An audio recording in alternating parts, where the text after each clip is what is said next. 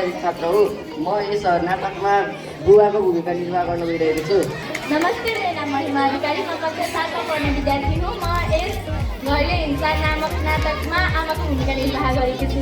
नमस्कार, मेरो नाम शिखा छेत्री, म यस घरेलु हिंसा नाटकमा छोरीको भूमिका निर्वाह गर्दैछु। धन्यवाद। नमस्कार, मेरो नाम अमन थापा, म यस नाटकमा छोराको भूमिका निर्वाह गरेको छु। नमस्कार, मेरो नाम सनत शर्मा, म कक्षा 7 मा पढ्ने छात्र हुँ। म गइरहेको नाटक प्रतियोगितामा छिमेकीको भूमिका निर्वाह गरेको छु। नमस्ते, मेरो नाम विकास भुजेना, यस नाटक प्रतियोगितामा म विमलबाको भूमिका खेलेको छु। मेरो नाम समीक्षा शर्मा, कक्षा 7 मा पढ्ने छात्र हो। म यस घरेलु हिंसा नामक नाटकमा मध्यस्थताको भूमिका निर्वाह नमस्ते, मेरो नाम सहर नेपाली, म कक्षा 5 मा पढ्ने छात्र हुँ। म यस घरेलु हिंसा नामक नाटकमा काकाको भूमिका निर्वाह गरेको छु। नमस्कार, मेरो नाम जेन्सा नमस्कार, मेरो नाम आदित्य पौडेल हो। म कक्षा 5 मा पढ्ने छात्र हो। म यस नाटक प्रतियोगितामा छिमेकीको भूमिका निर्वाह गर्न जाँदैछु। मेरो नाम समीक्षा शर्मा, म कक्षा 7 छात्र हो। म यस घरेलु हिंसा नामक नाटकमा छिमेकीको भूमिका निर्वाह गर्न गइरहेको छु। नमस्ते, मेरो नाम सुजन नवारी हो। म कक्षा 6 को छात्र हुँ। यस नाटक प्रतियोगितामा म छिमेकीको नाटक निर्वाह गर्नेछु। नमस्कार, मेरो नाम सुजल परियार हो। म कक्षा 4 मा पढ्ने छात्र हुँ। म यस घरेलु हिंसा नामक नाटकमा छिमेकीको भूमिका निर्वाह गर्छु।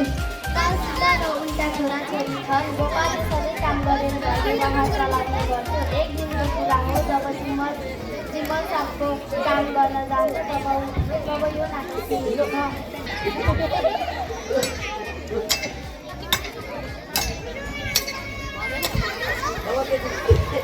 नमस्ते जिमलबा।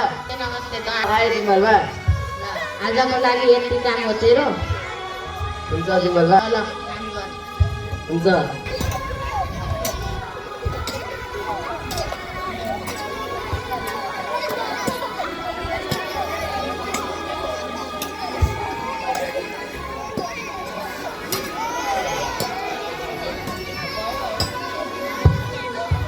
जिमलबा सकियो काम। अघि तैँले जिमलबा। कति भयो त नि हिजोको र आजको गरेर पैसा? हिजोको 1100, आजको 1122 भयो जिमलबा। ल तक म दिन्छु। हुन्छ जिमलबा।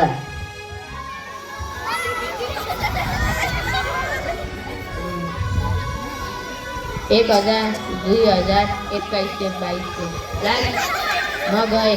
हजुरको दही हो। एक गिलास त खाएरै जानुपर्छ के हो।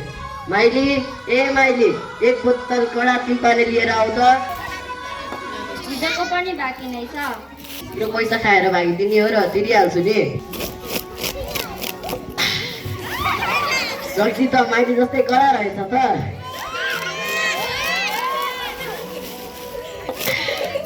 अझै एक बोतल लिएर आऊ त। भयो धेरै भयो, अब घर जाऊ। अझै खाना पाएको भए हुन्थ्यो। 200। 200 ल।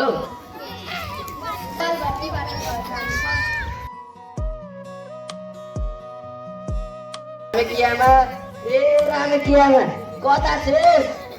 देख्नु भएको छैन र? खाना पाक्यो? पकाएको छैन। घरको कामले फुर्सद भए पो तपाईँलाई त भट्टीमा गएर रक्सी खान मात्र ठिक्क छ। म एक्लैले के भ्याउनु? भ्याएको छैन, एकैछिनपछि बनाउने छु। मेरो घरमा के काम छ र यति गर्न पनि भ्याउने? मेरो घरमा केही काम छैन रे। मेरो घरमा काम नभएका भए भोलिबाट हजुर नै गर्न। अब म गर्न सक्दिनँ तपाईँको घरको काम।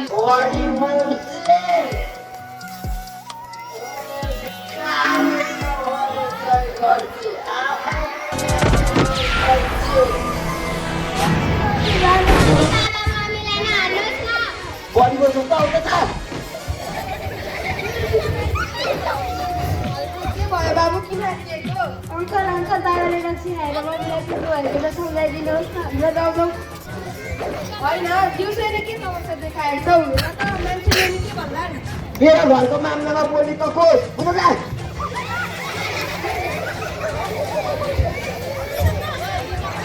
मलाई त चिडेर नि कर्म फुल गर्नु पर्यो। बाबु तिमी उता जाऊ, म आउँछु। हेलो नमस्ते सर, म रमेश बोलेको। के काम थियो, कता हुनुहुन्छ होला? त्यसमा के कामले फोन गर्नुभयो भाइ? भेटेरै कुरा गरौँ लागि म चाहिँ आउँदैछु। नमस्ते सर। ए कति कामले फोन गर्नुभयो भाइ?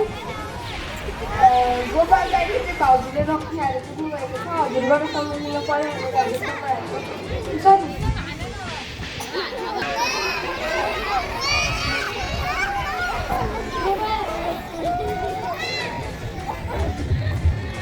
गोपाल भाइ, तिमी जस्तो बुझ्ने मान्छेले यस्तो गरेको चाहन्छ त?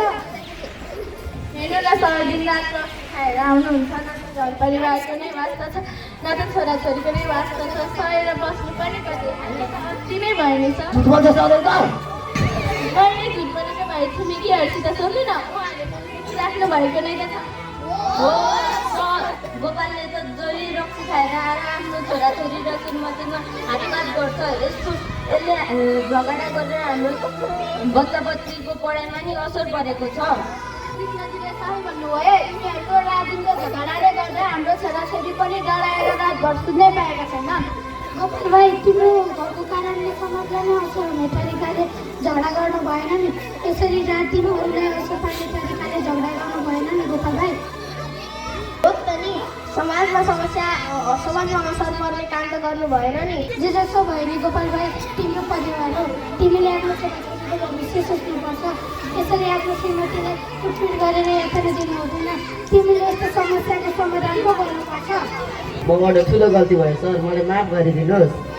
माथि मसँग होइन, आफ्नो श्रीमती र छोराछोरी।